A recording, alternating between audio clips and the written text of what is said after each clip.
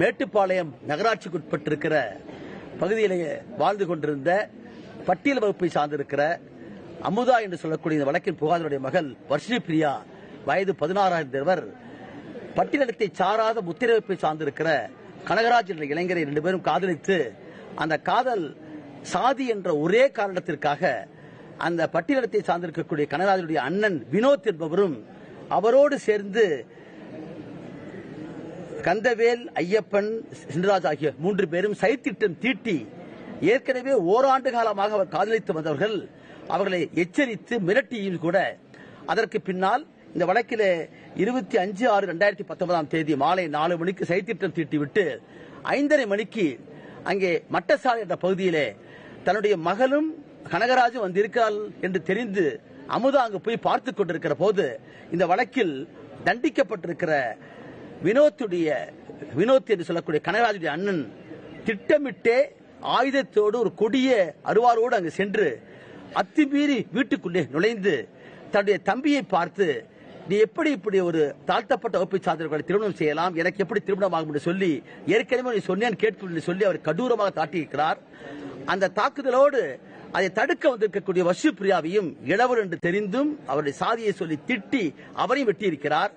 அந்த தினத்திலேயே கனகராஜ் அந்த இடத்திலே மேட்டுப்பாளையம் மருத்துவமனைக்கு கொண்டு செல்கிற போதே இறந்து விட்டார்.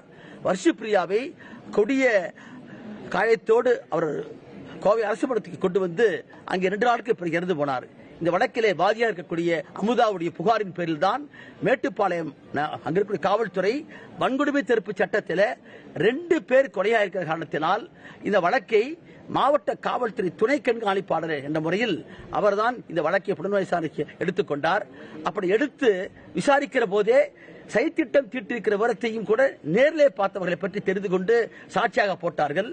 இந்த வழக்கை ஒரு சரித்திரபூர்வமான ஒரு வழக்காக இந்த வழக்கு இன்றைக்கு இந்த கோவை மாவட்டத்தில் சிறப்பு அமர்வு நீதிமன்றம் வன்கொடுமை தடுப்பு சட்டத்தின் கீழ் ஒவ்வொரு மாவட்டத்திலேயும் இதற்கென்று எக்ஸ்க்ளூசிவ் ஸ்பெஷல் கோர்ட் வேண்டும் என்று சொல்லியிருக்கிறார்கள். அந்த அடிப்படையில் தான் இந்த வழக்கு தொடர்ந்து நடந்து கொண்டிருக்கிற போதே நிறுவப்பட்டு அந்த வழக்கில் தற்போது இருக்கக்கூடிய மாண்புமிகு அந்த பிரிவின் கீழ் குற்றவாளி என்று சொல்லி அவர் நிரூபித்தார். அது மட்டுமல்ல, இந்த வழக்கு மிக முக்கியமான வன்கொடுமை தடுப்பு சட்டத்தில் இருக்கிற காரணத்தினால் அவர் கொலை குற்றவாளி வன்கொடுமை சட்டத்தின் கீழ் தண்டிக்கப்பட்ட காரணத்தினால் உயர்ந்தபட்ச தண்டனை அதற்கு உண்டான காரணத்தினால் 23ஆம் தேதி குற்றவாளி என்று மட்டும் அந்த தண்டனை தீர்ப்பளித்துவிட்டு தண்டனையை பற்றி சொல்வதற்காகத்தான் இன்றைக்கு போட்டிருந்தார்கள்.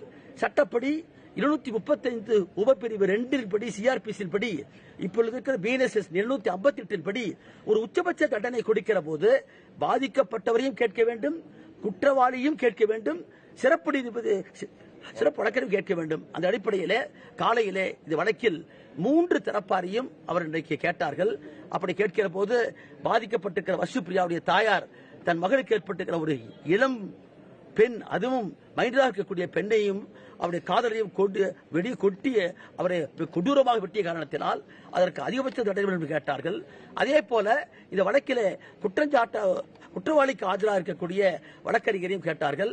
அவர்களை பொறுத்தவரை இது அரிதிலும் அரிதான வழக்காக வரவில்லை, சைத்திட்டம் விடுதலை செய்யப்பட்டு விட்டது.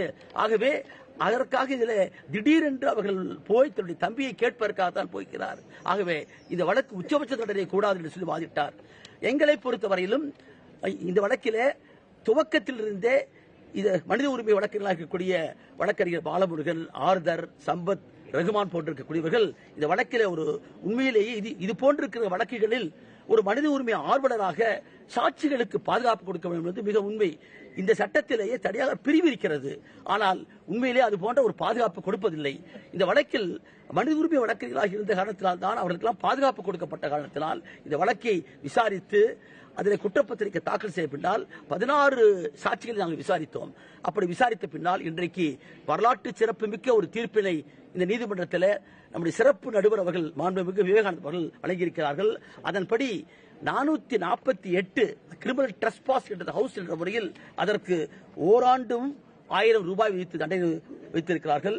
அடுத்தபடியாக 2 பேர், இளவர் வர்ஷினி பிரியா, கனகராஜ் 22 வயது, 2 பேர் கொடூரமாக சாதியை அடிக்கிற என்ற ஒரே காரணத்திற்காக, காதலித்தாளர் காரணத்திற்காக கொலை செய்யப்பட்ட காரணத்தினால் 302 பிரகாரம் தூக்கு தண்டனை விதித்து தீர்ப்பளித்திருக்கிறார். இதில் அதிகபட்ச தண்டனையாக தூக்கு தண்டனை விதித்த காரணத்தினால் சிறப்பு சட்டமாக இருக்கக்கூடிய வன்கொடுமை தடுப்பு சட்டத்திலே 3, 2 மற்றும் 5 சொல்லக்கூடிய அந்த பிரிவின் கீழ் அவர் தண்டிக்கப்பட்டிருந்தாலும் கூட அதிகபட்ச தண்டனை கொடுத்திருக்கிற காரணத்தினால் தனியாக தண்டனை இல்லை என்று கூறியிருக்கிறார்.